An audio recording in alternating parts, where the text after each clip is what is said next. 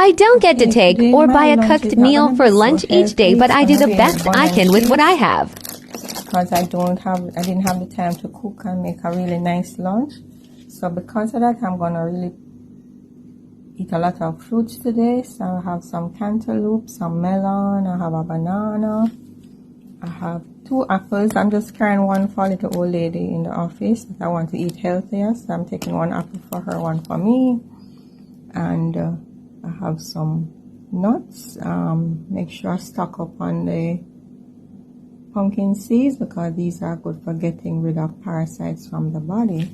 And I'm gonna have my coffee today, and I'm not sure what they should keep me, hopefully for the day.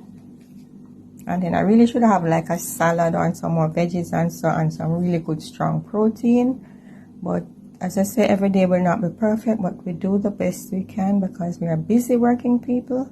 So we just do the best we can sometimes. And I don't have the time every day to go on the road to buy lunch or every time to cook and make a nice lunch, cook lunch. So this is how it is today.